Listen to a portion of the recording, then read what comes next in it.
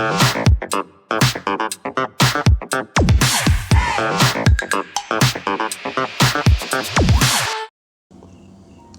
ನಮಸ್ಕಾರ. ನಾನು ನಿಮ್ಮ ಮನೋಜ್. ಅನ್ವೇಷಿ ಚಾನಲ್ಗೆ ನಿಮ್ಗೆಲ್ರಿಗೂ ಸ್ವಾಗತ. ಆಸ್ಟ್ರಾಝೆನೆಕಾ ಕೋವಿಶೀಲ್ಡ್ ವ್ಯಾಕ್ಸಿನ್ನ ಮಾತೃ ಸಂಸ್ಥೆ ತನ್ನ ಕೋವಿಡ್ ವ್ಯಾಕ್ಸಿನ್ ತೆಗೆದುಕೊಂಡವರಲ್ಲಿ ಕಡಿಮೆ ಪ್ಲೇಟ್ಲೆಟ್ ಸಂಖ್ಯೆಗಳೊಂದಿಗೆ ರಕ್ತ ಹೆಪ್ಪುಗಟ್ಟುವಂತಹ ಒಂದು ಅಪರೂಪದ ಅಡ್ಡ ಪರಿಣಾಮ ಥ್ರಾಂಬೋಸಿಸ್ ವಿತ್ ಥ್ರಾಂಬೋಸೈಟೋಪಿನಿಯಾ ಸಿಂಡ್ರೋಮ್ ಅನ್ನು ಒಪ್ಪಿಕೊಂಡಿದೆ. ಇದರಿಂದ ಹಾರ್ಟ್ ಅಟ್ಯಾಕ್ ಮತ್ತು ಸ್ಟ್ರೋಕ್ ಉಂಟಾಗುವ ಸಾಧ್ಯತೆ ಹೆಚ್ಚಾಗುತ್ತದೆ. ಈ ನ್ಯೂಸ್ ಕೋವಿಶೀಲ್ಡ್ ವ್ಯಾಕ್ಸಿನ್ ತೆಗೆದುಕೊಂಡವರ ಎದೆಯಲ್ಲಿ ಒಂದು ಭಯವನ್ನು ಸೃಷ್ಟಿ ಮಾಡಿದೆ. ಹಾಗಾದರೆ ಹಾರ್ಟ್ ಅಟ್ಯಾಕ್ ಅಂದರೆ ಏನು? TTS ಅಂದರೆ ಏನು? ಕೋವಿಡ್ನ ನಂತರ ಹಾರ್ಟ್ ಅಟ್ಯಾಕ್ ಸಂಖ್ಯೆ ಹೆಚ್ಚಾಗಿದೆಯಾ? ವ್ಯಾಕ್ಸಿನ್ ಇಂದ ಹಾರ್ಟ್ ಅಟ್ಯಾಕ್ ಆಗುತ್ತಾ? ಮತ್ತು ಹಾರ್ಟ್ ಅಟ್ಯಾಕ್ ಆಗೋದನ್ನು ತಡೆಯೋದು ಹೇಗೆ? ಈ ಎಲ್ಲ ಪ್ರಶ್ನೆಗಳಿಗೆ ಉತ್ತರವನ್ನು ಇವತ್ತಿನ ವಿಡಿಯೋದಲ್ಲಿ ನೋಡ್ತಾ ಹೋಗೋಣ.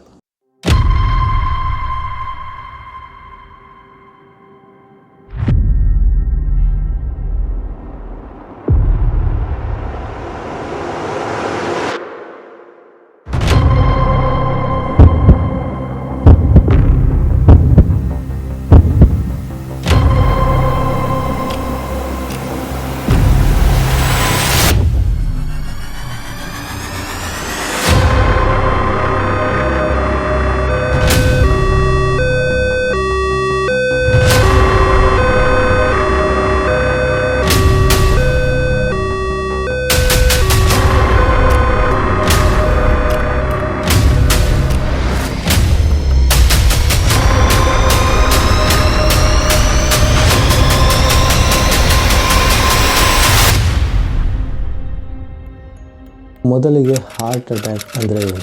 ಹೃದಯದ ಸ್ನಾಯುಗಳಿಗೆ ರಕ್ತವನ್ನು ಪೂರೈಸುವಂತಹ ರಕ್ತನಾಳಗಳಲ್ಲಿ ಅಡೆತಡೆ ಉಂಟಾಗಿ ಹೃದಯದ ಒಂದು ಭಾಗಕ್ಕೆ ರಕ್ತದ ಹರಿವು ನಿಂತಾಗ ಆ ಪರಿಸ್ಥಿತಿಯನ್ನು ನಾವು ಹಾರ್ಟ್ ಅಟ್ಯಾಕ್ ಅಂತ ಕರಿತೀವಿ. ಸ್ನೇಹಿತರೆ, ನಿಮಗೆಲ್ಲ ಗೊತ್ತಿರೋ ಹಾಗೆ ಹೃದಯ ರಕ್ತವನ್ನು ದೇಹದ ಎಲ್ಲ ಭಾಗಗಳಿಗೆ ರಕ್ತನಾಳಗಳ ಮುಖಾಂತರ ಪಂಪ್ ಮಾಡುತ್ತೆ. ಅದೇ ರೀತಿ ಕೆಲವೊಂದು ರಕ್ತನಾಳಗಳು ಹೃದಯದ ಸ್ನಾಯುಗಳಿಗೆ ರಕ್ತವನ್ನು ತಲುಪಿಸುತ್ತಾ ಇರುತ್ತವೆ. ಅಂತಹ ರಕ್ತನಾಳಗಳಲ್ಲಿ ಅಡೆತಡೆ ಉಂಟಾಗಿ ರಕ್ತ ಸಂಚಾರ ಕೊರತೆಯಾದರೆ ಆ ಪರಿಸ್ಥಿತಿಯನ್ನು ನಾವು ಹಾರ್ಟ್ ಅಟ್ಯಾಕ್ ಎಂದು ಕರೆಯುತ್ತೇವೆ. ಹಾಗಾದರೆ ಹಾರ್ಟ್ ಅಟ್ಯಾಕ್ ಉಂಟಾದ ವ್ಯಕ್ತಿಯಲ್ಲಿ ಯಾವ ಯಾವ ಲಕ್ಷಣಗಳು ಕಂಡುಬರುತ್ತವೆ ಅಂತ ನೋಡಿ. ಮೊದಲನೆಯದಾಗಿ ವ್ಯಕ್ತಿಯ ಎದೆ ಭಾಗದಲ್ಲಿ ತೀವ್ರವಾದ ನೋವು ಕಾಣಿಸಿಕೊಳ್ಳುತ್ತದೆ. ನಂತರ ಕೇವಲ ಎದೆ ಭಾಗದಲ್ಲಿ ಅಷ್ಟೇ ಅಲ್ಲದೆ ದವಡೆ, ಬೆನ್ನು ಮತ್ತು ಕತ್ತು ಮುಂತಾದ ಭಾಗಗಳಲ್ಲೂ ಕೂಡ ನೋವು ಕಾಣಿಸಿಕೊಳ್ಳಬಹುದು. ವ್ಯಕ್ತಿಗೆ ಉಸಿರಾಟದ ತೊಂದರೆ ಮತ್ತು ತಲೆ ಸುತ್ತು ಪ್ರಾರಂಭವಾಗುತ್ತದೆ.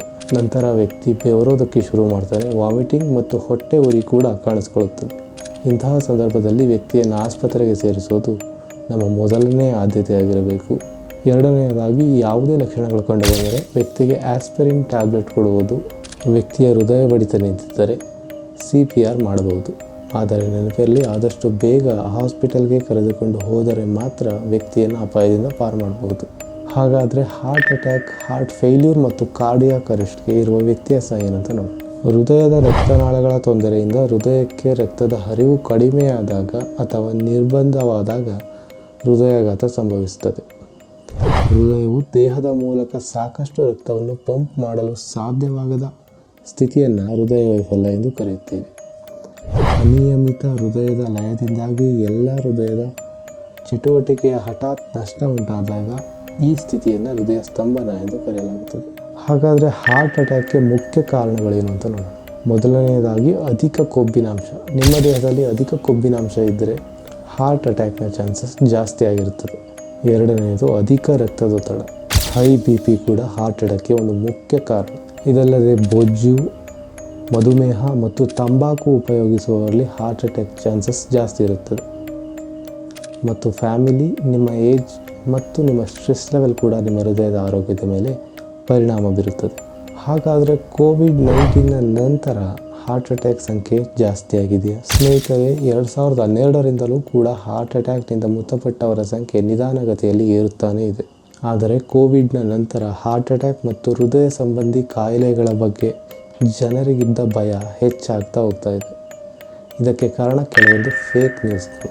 ಆದರೆ ಸ್ಟಡೀಸ್ ಪ್ರಕಾರ COVID-19ಗೆ ತುತ್ತಾದ ಕೇವಲ 1.3% ಜನರಲ್ಲಿ ಮಾತ್ರ ಹೃದಯ ಸಂಬಂಧಿ ಕಾಯಿಲೆಗಳು ಕಾಣಿಸ್ಕೊಳ್ತಾ ಇದೆ. ಯುನೈಟೆಡ್ ಸ್ಟೇಟ್ಸ್ ಡೇಟಾ ಪ್ರಕಾರ heart attack rate after COVID-19 8% ಜಾಸ್ತಿ ಆಗಿದೆ. ಹಾರ್ಟ್ ಅಟ್ಯಾಕ್ ಮತ್ತು ಕೋವಿಶೀಲ್ಡ್. ಆಸ್ಟ್ರಾಜೆನೆಕಾ ತನ್ನ ಕೋವಿಶೀಲ್ಡ್ ಲಸಿಕೆ ತೆಗೆದುಕೊಂಡವರಲ್ಲಿ ಉಂಟಾಗಬಹುದಾದಂಥ ಒಂದು ಅಪರೂಪದ ಅಡ್ಡ ಪರಿಣಾಮವನ್ನು ಒಪ್ಪಿಕೊಂಡಿದೆ. ಇದಕ್ಕೆ ಆಸ್ಟ್ರಾಜೆನೆಕಾ ಥ್ರೋಂಬೋಸಿಸ್ ವಿತ್ ಥ್ರೋಂಬೋಸೈಟೋಪಿನಿಯಾ ಸಿಂಡ್ರೋಮ್ ಅಂತ ಕರೆದಿದೆ. ಈ ಅಡ್ಡ ಪರಿಣಾಮ ಉಂಟಾದವರಲ್ಲಿ ಪ್ಲೇಟ್ಲೆಟ್ ಸಂಖ್ಯೆಗಳು ಕಡಿಮೆಯಾಗುವುದರೊಂದಿಗೆ ರಕ್ತನಾಳಗಳಲ್ಲಿ ರಕ್ತ ಹೆಪ್ಪುಗಟ್ಟುವಂತಹ ಪರಿಸ್ಥಿತಿಯನ್ನು ಕಾಣಬಹುದು. ಇದರಿಂದ ಹಾರ್ಟ್ ಅಟ್ಯಾಕ್ ಮತ್ತು ಸ್ಟ್ರೋಕ್ ಆಗುವ ಚಾನ್ಸಸ್ ಜಾಸ್ತಿ ಇದೆ. ಆದರೆ ಇದು ಅತ್ಯಂತ ಅಪರೂಪದ ಅಥವಾ ರೇರೆಸ್ಟ್ ಸೈಡ್ ಎಫೆಕ್ಟ್ ಅಂತ ಆಸ್ಟ್ರಾಜೆನೆಕಾ ಹೇಳ್ಕೊಂಡಿದೆ. ಈಗಾಗಲೇ ವರ್ಲ್ಡ್ ಹೆಲ್ತ್ ಆರ್ಗನೈಸೇಷನ್ WHO TTSಗೆ ಕೆಲವೊಂದು ರೆಕಮೆಂಡೇಷನ್ಸನ್ನು ನೀಡಿದೆ. ಭಾರತ ಸರ್ಕಾರದ ಉನ್ನತ ಅಧಿಕಾರಿಯೊಬ್ಬರು ಕೋವಿಡ್ ವ್ಯಾಕ್ಸಿನ್ನ ಸೈಡ್ ಎಫೆಕ್ಟ್ ಭಾರತದಲ್ಲಿ ಕೇವಲ 0.00003% ಅಂತ ಹೇಳಿದ್ದಾರೆ. ಹಾಗಾದರೆ ಹಾರ್ಟ್ ಅಟ್ಯಾಕನ್ನು ತಡೆಯೋದು ಹೇಗೆ? ಸ್ನೇಹಿತರೆ, prevention is better than cure. ಅಂದರೆ ರೋಗ ಬರೋದಕ್ಕೂ ಮುಂಚೆ ತಡೆಯೋದು ರೋಗ ಬಂದ ನಂತರ ಮೆಡಿಸಿನ್ ತೆಗೆದುಕೊಳ್ಳೋದಕ್ಕಿಂತ ಉತ್ತಮ. ಒಂದು ಉತ್ತಮ ಲೈಫ್ ಸ್ಟೈಲ್ ಫಾಲೋ ಮಾಡೋದ್ರಿಂದ ನೀವು ಹಾರ್ಟ್ ಅಟ್ಯಾಕಿಂದ ಇಮ್ಯುನಿಟಿ ಪಡಿಬೋದು. ಮೊದಲನೇದಾಗಿ ಧೂಮಪಾನದಿಂದ ದೂರ ಇರುವುದು. ಆರೋಗ್ಯಕರ ಆಹಾರ ಸೇವನೆ, ಹೆಚ್ಚು ಫ್ರೂಟ್ಸ್ ಮತ್ತು ವೆಜಿಟೇಬಲ್ಗಳ ಸೇವನೆ ಮಾಡೋದ್ರಿಂದ ನೀವು ನಿಮ್ಮ ಹೃದಯದ ಆರೋಗ್ಯವನ್ನು ಕಾಪಾಡಿಕೊಳ್ಳಬಹುದು. ಅತಿಯಾದ ಸಕ್ಕರೆ ಮತ್ತು ಉಪ್ಪಿನ ಬಳಕೆಯಿಂದ ದೂರ ಇರುವುದು. ದಿನನಿತ್ಯ ಅಟ್ಲೀಸ್ಟ್ 30 ಮಿನಿಟ್ಸ್ ವ್ಯಾಯಾಮ ಮಾಡೋದ್ರಿಂದ ನಿಮ್ಮ ಹೃದಯದ ಆರೋಗ್ಯವನ್ನು ನೀವು ಕಾಪಾಡಿಕೊಳ್ಳಬಹುದು. ಒಂದು ಹೆಲ್ದಿ ವೆಯ್ಟ್ ಮೇಂಟೈನ್ ಮಾಡೋದ್ರಿಂದ, ಸ್ಟ್ರೆಸ್ ಲೆವೆಲ್ ಕಡಿಮೆ ಮಾಡ್ಕೊಳ್ಳೋದ್ರಿಂದ ಮತ್ತು 8 ಗಂಟೆಗಳ ಕ್ವಾಲಿಟಿ ಸ್ಲೀಪ್ ಪಡೆಯೋದ್ರಿಂದ ಕೂಡ ನೀವು ನಿಮ್ಮ ಹೃದಯದ ಆರೋಗ್ಯವನ್ನು ಕಾಪಾಡ್ಕೋಬೋದು. ಕೊಲೆಸ್ಟ್ರಾಲ್ ಮಾನಿಟರಿಂಗ್, ಬ್ಲಡ್ ಪ್ರೆಷರ್ ಹಾಗೂ ಡಯಾಬಿಟಿಸ್ ಮಾನಿಟರಿಂಗಿಂದ ಕೂಡ ನಿಮ್ಮ ಹೃದಯದ ಆರೋಗ್ಯವನ್ನು ನೀವು ಮಾನಿಟರ್ ಮಾಡ್ಕೋಬೋದು. ಕೊನೆಗೆ ಹೃದಯ ಸಂಬಂಧಿ ಕಾಯಿಲೆ ಇರುವವರು ಮನೆಯಲ್ಲಿ ಆಸ್ಪಿರಿನ್ ಟ್ಯಾಬ್ಲೆಟ್ ತೆಗೆದಿಟ್ಕೊಂಡಿರೋದು ಉತ್ತಮ. ಹಾರ್ಟ್ ಅಟ್ಯಾಕ್ನಿಂದಾಗಿ ಕಳೆದ ವರ್ಷ 2 ಕೋಟಿ ಜನರು ಪ್ರಾಣವನ್ನು ಕಳೆದುಕೊಂಡಿದ್ದಾರೆ. ಕೇವಲ ಭಾರತದಲ್ಲಿ 5 ರಿಂದ 6 ಲಕ್ಷ ಜನ ಪ್ರಾಣವನ್ನು ಕಳೆದುಕೊಂಡಿದ್ದಾರೆ. ಸ್ನೇಹಿತರೆ, ನಿಮ್ಮ ಆರೋಗ್ಯ ನಿಮ್ಮ ಕೈಯಲ್ಲಿದೆ. ಕೋವಿಶೀಲ್ಡಿಂದ ಹಾರ್ಟ್ ಅಟ್ಯಾಕ್ ಆಗೋ ಚಾನ್ಸಸ್ ತುಂಬ ಕಡಿಮೆ. ಆದರೆ ಹಾರ್ಟ್ ಅಟ್ಯಾಕ್ ಆಗಲು ಕೋವಿಶೀಲ್ಡ್ ಒಂದೇ ಕಾರಣ ಅಲ್ಲ. ಒಂದು ಹೆಲ್ದಿ ಲೈಫ್ ಸ್ಟೈಲ್ ಮೇಂಟೈನ್ ಮಾಡೋದ್ರಿಂದ ನೀವು ಕಳೆದುಕೊಳ್ಳೋದು ಏನೂ ಇಲ್ಲ. ಮೊದಲೇ ಹೇಳಿದಾಗೆ prevention is better than cure. ಇಂದಿನಿಂದಲೇ ನಿಮ್ಮ ಹೃದಯದ ಆರೋಗ್ಯದ ಬಗ್ಗೆ ಗಮನ ಹರಿಸಿ. ನಿಮ್ಮ ದಿನಚರಿಯಲ್ಲಿ ನಿಯಮಿತ ವ್ಯಾಯಾಮ ಮತ್ತು ಸ್ಟ್ರೆಸ್ ಮ್ಯಾನೇಜ್ಮೆಂಟ್ಗೆ ಕೆಲವೊಂದು ಸಮಯ ನೀಡಿ. ಸಮತೋಲಿತ ಆಹಾರ ಸೇವಿಸಿ ಮತ್ತು ಜಂಕ್ ಫುಡ್ಡಿಂದ ದೂರ ಇರಿ.